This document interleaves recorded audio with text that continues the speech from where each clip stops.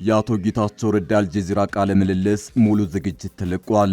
ጌታቸው አይናቸው ላብ እስኪለብስ ድረስ ከጋዜጠኛው ጋር ከባድ ፍጥጫ አድርገዋል።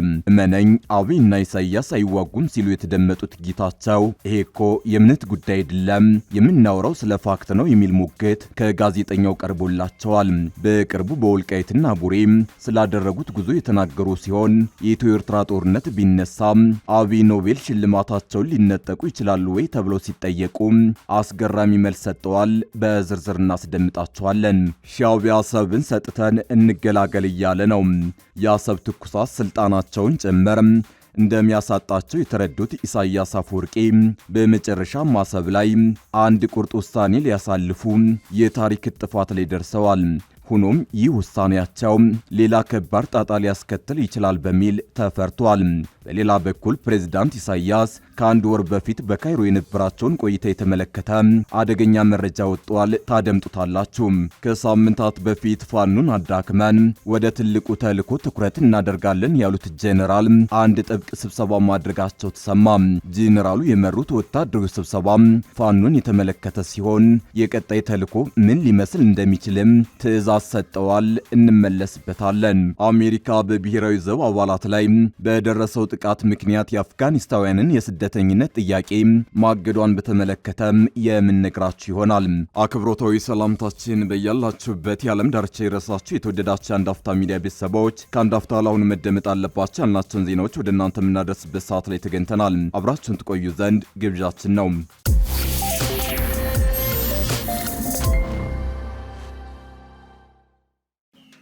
የአቶ ጌታቸው ረዳ አልጀዚራ ቃለ ምልልስ ሙሉ ዝግጅት ተለቋል። ጌታቸው አይናቸው ላብ እስኪለብስ ድረስ ከጋዜጠኛው ጋር ከባድ ፍጥጫ አድርገዋል። እመነኝ አብይና ኢሳያስ አይዋጉም ሲሉ የተደመጡት ጌታቸው ይሄ እኮ የእምነት ጉዳይ አይደለም የምናወራው ስለ ፋክት ነው የሚል ሙግት ከጋዜጠኛው ቀርቦላቸዋል።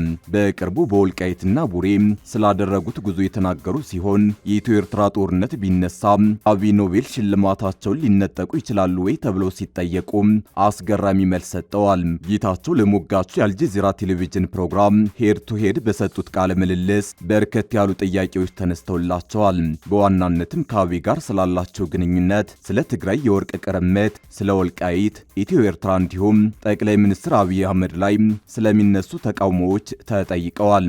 ጋዜጠኛው በቅርብ ጊዜያት ውስጥ በአስመራና አዲስ አበባ መንግስታት መሃል የተከሰቱ እውነቶችን በመዘርዘር ሁለቱ ሀገራት ወደ ጦርነት እያመሩ ስለመሆኑ የተጠየቁት ጌታቸው አገራቱ ወደ ጦርነት እንደማይገቡ በእርግጠኝነት ስሜት መልሰዋል። እንደኔ እምነት ሁለቱ መሪዎች በፍጹም ወደ ጦርነት የሚገቡ አይመስለኝም። እመነኝ አብይና ኢሳያስ አይዋጉም ብለዋል። ሆኖም የዋዛ ያልሆነው ጠያቂው የምናወራው እኮ ስለ ፋክት እንጂ ስለ እምነት አይደለም። ይህ መድረክ የእምነት መድረክ አይደለም። መሬት ላይ ያሉ እውነታዎች የሚያሳዩት ሀገራቱ ወደ ጦርነት ከጫፍ ስለመድረሳቸው ነው። በቅርብ እንኳን ጠቅላይ ሚኒስትሩ የባህር በር የህልውና ጉዳይ በፍጹም ታፍነን አንኖርም ብለዋል።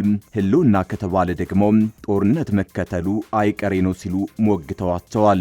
ለዚህ የጋዜጠኛው ሙግት በቂ ማብራሪያ መስጠት የተሳናቸው የመሰሉት ጌታቸው በበኩል የነገርኩህ እምነቴን ብቻ አይደለም መሬት ላይ ያለውን እውነታ ነው ሲሉ በቅርቡ በአሰብ ድንበር ቡሬ ያዩትን ገጠመኝ እንዲህ ሲሉ አብራርተውላቸዋል።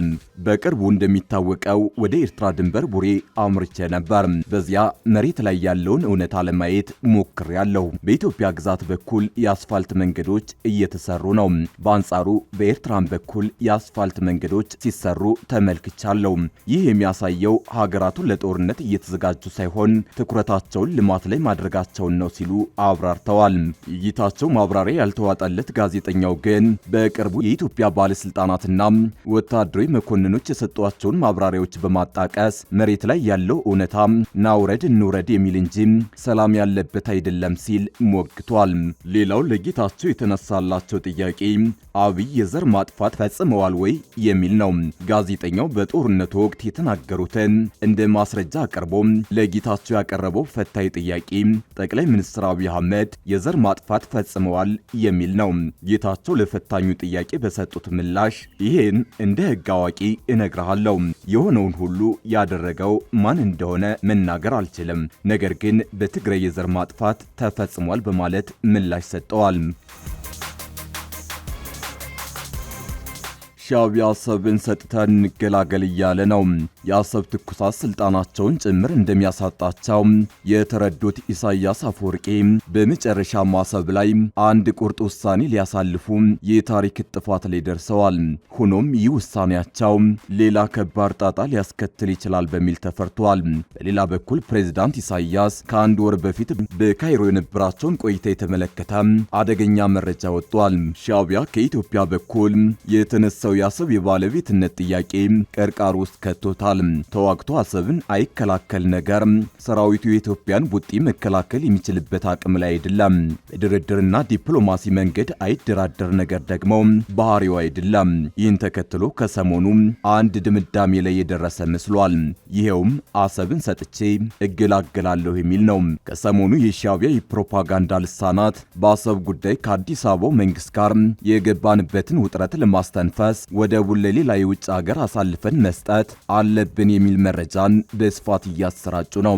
እነዚህ የሻዕቢያ ልሳናት አሰብን ለግብጽ፣ ለሳውዲ አረቢያ ወይም ለኦማን በሊዝ መልክ በመስጠት የኢትዮጵያን አፍ ማዘጋት አለብን እያሉ ነው። ይህ ግን አደገኛ አካሄድ እንደሆነ ተንታኞች ይገልጻሉ። ሻዕቢያ እንዳሰበው የአሰብን ወደብ በሊዝ ወይም በኪራይ ለአንድ የመካከለኛው ምስራቅ ሀገር አሳልፎ ቢሰጥ ኢትዮጵያ እጇን አጣጥፋ አትመለከትም ይላሉ። እንደውም በሀገራቱ መሃል ጦርነቱን በፍጥነት ሊቀሰቅሰው ይችላል ሲሉ የሻዕቢያን ሰሞነኛ አካሄድ እየኮነኑት ይገኛሉ። ፕሬዝዳንት ኢሳያስ አፈወርቂ ከአንድ ወር በፊት በካይሮ የነበራቸውን ቆይታ የተመለከተ አደገኛ መረጃ ወጥቷል። ሆርን ሪቪው ድረገጽ በትናንትናው ዕለት በአሰራጨው ትንታኔ ፕሬዝዳንት ኢሳያስ አፈወርቂ በቅርቡ ወደ ካይሮ ያደረጉት የ5 ቀናት የሥራ ጉብኝት ጠቅላይ ሚኒስትር አብይ አህመድ አስመራ ለጦር መሳሪያና ለተላላኪ ቡድኖች መተላለፊያ መሆኗን እንድታቆም በይፋ ጥሪ ካቀረቡ በኋላ የተደረገ ነው ይላል ይህ ጽሑፍ። የጉብኝቱ ጊዜና የኢሳያስ አፈወርቂ ጉብኝት የቀይ ባህር ደህንነት ተብሎ የተገለጸው ዓላማ በአዲስ አበባና በአስመራ መካከል እየጨመረ የመጣውን አለመተማመን የሚያጎላ ሲሆን ግብጽ ይህንን ክፍተት ለራሷ ስትራቴጂካዊ ጥቅም ለመጠቀም እየፈለገች መሆኑን ያሳያል። በታሪክ ግብጽ ኤርትራን የኢትዮጵያን ኃይል ለመገደብ እንደ ማመጣጠኛ ስትመለከታት ቆይታለች። ለዚህም የኤርትራን የመገንጠል እንቅስቃሴዎች ለምሳሌ ሻዕቢያና ጀብሃን ታበረታታ ነበር። በአፈወርቂ መሪነት ኤርትራ ይህንን ሚና የተቀበለች ትመስላለች። ይህም ከግብጽ ጋር በመወገን የኢትዮጵያን በተለይም ከአባይና ከቀይ ባህር ተደራሽነት ጋር በተያዘ ያላትን ፍላጎት ለመግታት ነው። የታላቁ የኢትዮጵያ ህዳሴ ግድብ መጠናቀቅና የኢትዮጵያ የሁለቱ ውሃዎች ዶክትሪን ማለትም በአባይ ተፋሰስና በቀይ ባህር ላይ መብት እንዳላት የሚገልጸው አቋም የግብጽን ስጋት በከፍተኛ ሁኔታ አባብሶታል። ይህም ካይሮ ስትራቴጂካዊ ጥልቀቷን ለማስጠበቅ በቀይ ባህር ዳርቻ ሀገራት ላይ ያላትን ተጽዕኖ እንድታጠናክር ገፋፍቷታል። በጎጃም ቀጠና የተሰማራው መከላከያ አመራሮች ስብሰባ ተቀምጠዋል።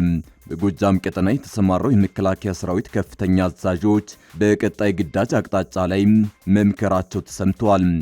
ዘመነ ካሴ ከሚመራው ፋኖ ጋር በቀጠናው ቀን በቀን እየተናነቀ የሚገኘው መከላከያ አመራሮች ባስቀመጡት ቀጣይ አቅጣጫቸው የድምሰሳ ዕቅድ አውጥተዋል ተብሏል።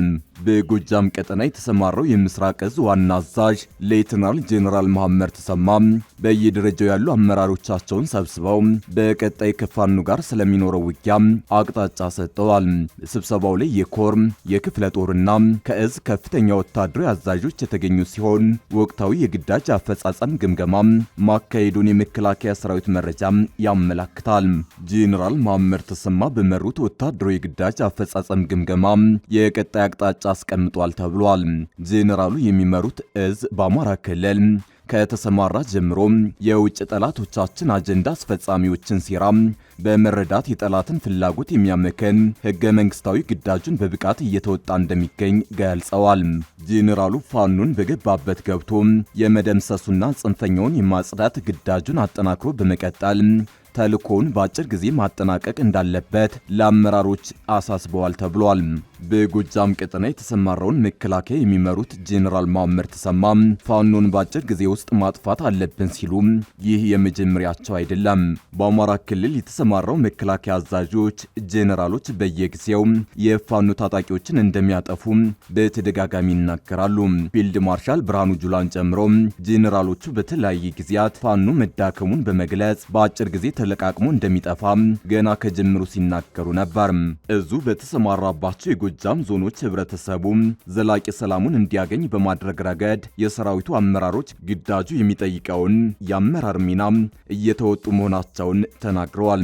ጄኔራሉ በጽንፈኝነት የገለጹትን ፋኖን በመዝረፍ የአካባቢውን የጸጥታ አካላትና የመንግስት ሰራተኞች ቤተሰቦችን በማገት እንግልት፣ ዛቻና ማስፈራሪያ በማድረስ ወንጅለዋል። አሜሪካ በብሔራዊ ዘብ አባላት ላይ በደረሰው ጥቃት ምክንያት የአፍጋኒስታውያንን የስደተኝነት ጥያቄ አገደች። ትናንትናው ዕለት በዋይት ሃውስ አቅራቢያ ተሰማርተው የነበሩ ሁለት የብሔራዊ ዘብ ወታደሮች በተከፈተባቸው ተኩስ ለሕይወታቸው አስጊ በሆነ ደረጃ መጎዳታቸውን ተከትሎ የአሜሪካ መንግስት ከአፍጋኒስታውያን የሚቀርቡ የስደተኝነት ጥያቄዎችን መቀበል ማቆሙን አስታውቋል። የአሜሪካ የዜግነትና ስደተኝነት አገልግሎት ከአፍጋን ተወላጆች የቀረቡና በሂደት ላይ የነበሩ የስደተኝነት ጥያቄዎች በሙሉ መታገዳቸውን አስታውቋል። ይህ እገዳ ባለስልጣናቱ በጥያቄ አቅራቢ አፍጋኒስታውያን ላይ የሚያካሂዳቸው የደህንነትና የማጣራት ስራዎች እስከሚጠናቀቁ ድረስ እንደሚቆይ ተገልጿል። መስሪያ ቤቱ በኤክስ ገጹ ባሰፈረው ጽሑፍ የሀገራችንንና የአሜሪካን ሕዝብ ደህንነት መጠበቅ ብቸኛ ትኩረታችንና ተልዕኳችን ሆኖ ይቀጥላል ብሏል።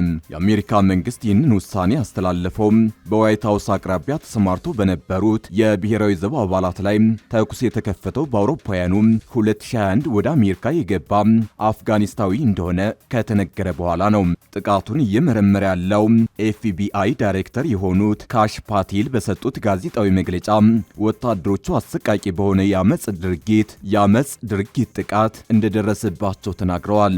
ወታደሮቹ የደፈጣ ጥቃት እንደደረሰባቸውም አክለዋል። በአቅራቢያ የነበሩ ሌሎች የብሔራዊ ዘብ ወታደሮች የጥይቱን ድምፅ ሰምተው ምላሽ መስጠታቸውንም አብራርተዋል።